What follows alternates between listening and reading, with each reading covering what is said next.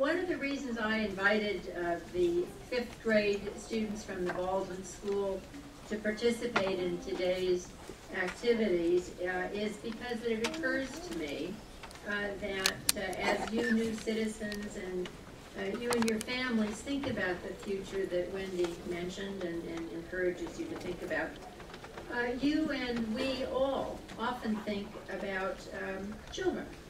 They, in fact, represent the future in many respects. When we need to be inspired, we often look to children to inspire us. When we want to gain some true wisdom without a lot of the baggage that comes with age, we look to children. When we want to appreciate what we will become, both in terms of individuals and our country and our world, we often look to children. Consequently, now the girls probably don't like being referred to as children because they're 5th graders and they're really quite young ladies, but just indulge me, girls. When I've asked these children to come and speak to you. They are in fact pros here because this particular class has been here before. As 4th graders, many of them were here in the courthouse to celebrate an earlier group of new citizens who were naturalized in this very courthouse and in this very room. Let me tell you a little bit about Baldwin. It is a school only for girls. It's located about 12 miles outside of the city. These girls are, these 5th graders are part of, what, about 500 odd, they're not odd girls, but there are about 500 some girls in the school. It's a very lively place, a place of lively dialogue. Those of you who have daughters can only imagine what it's like to put 500 girls together in a place. It's very lively. It's a place where among its 4,000 plus graduates, the school has populated leaders in many countries and in many features of the world of arts. In fact, a Baldwin graduate did the portrait of one of our recent Supreme Court justices, Sandra Day O'Connor. Her official portrait was done by a Baldwin graduate. Baldwin alumni have been ambassadors. They've been participants in the Olympics. The list goes on and on. It's a school that welcomes diversity. The head of the school, Sally Powell, is a naturalized citizen from Great Britain. The head of the lower school, Barbara Vasis, is from Czechoslovakia. If I recall correctly, she told me that she was born in Germany in a displaced persons camp. And that the first thing she remembers seeing of America was the Statue of Liberty. Ann Hansel is the girls' 5th grade teacher who has organized today's presentation, and she is a naturalized citizen from Denmark. I believe that another teacher, Ms. I always have trouble with your name, Danilewitz, is from South Africa. She has helped the girls with today's presentation, the poem that they are going to read. And among the girls themselves, we have, many of them have come, some of them have come from other countries, and some of their parents are naturalized citizens, and as I understand that one of the girls is looking forward to her father's upcoming naturalization ceremony. So, they have serious bona fides for being here today. And although I'm sure that I will hear about this later, another reason why I'm very fond of the Baldwin School is that my own daughter went there, and she is here today too. So, the girls have chosen a program for you to honor you, to remind you about the importance of paying attention to our leaders and to draw inspiration from some of the things our leaders in the past have said. Without further ado, then, I will now invite the girls from the Baldwin School to come forward and make their special presentation to you here today.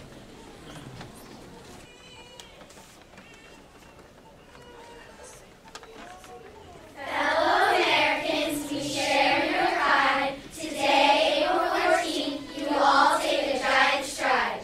Now, a citizen of a country new to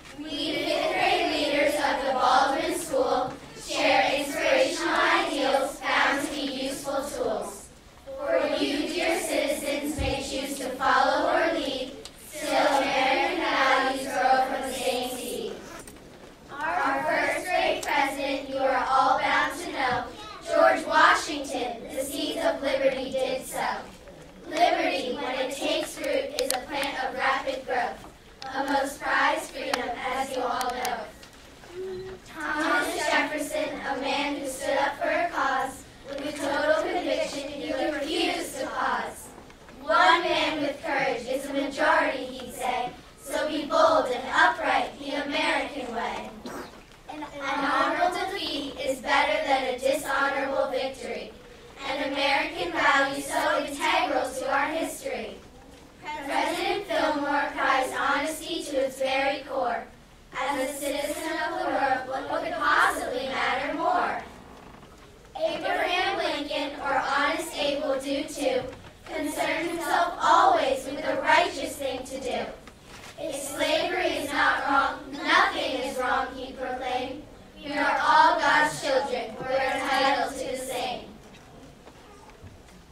Said Benjamin Harrison, great lives never go out, they go on. Give instinctively is the lesson until each job is well done. If you give only your best from the very start, you'll be warmly remembered long after you depart. Theodore Roosevelt was a patriot of note. He was quite well known for the following quote: "The only man who makes no mistakes is the man who does nothing. So try, take a chance, often admit a mistake can bring." Thomas Woodrow Wilson liked to dream. You become as big as your dream, it would seem. All big men are dreamers, that's what makes them grow. Dear citizens, the American dream is now yours to know. And John Calvin Coolidge would not underestimate. Character is the only secure foundation of the state. Yes, character, fellow citizens, is what it's all about. It far outweighs status or material clout. The only thing we have to fear is fear itself. Sound advice. It was another Roosevelt, F.D., who understood fear's price. Be strong and courageous and alert for the test. Put anxieties aside and uncertainties to rest. America and freedom go hand in hand. Sing the freedom song, strike up the band. Dwight Eisenhower describes America best in one word: freedom, the most cherished word you have ever heard. Ask not what your country can do for you. Think back, think carefully. Do you know who? John F. Kennedy will be remembered for this famous plea: give loyalty and service to your new country. In this springtime of hope, some light seem eternal. America's is. Ronald Reagan, our 40th president, these words were his. He believed in America then, just as we do now. We salute you, fellow Americans. We wholeheartedly bow.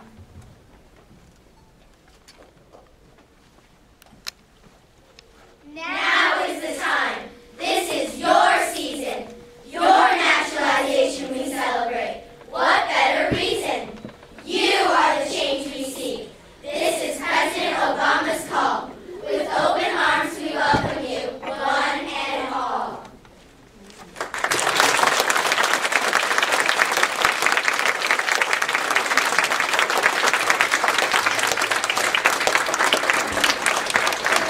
Very, very much, girls. Fabulous. Glad to have you back.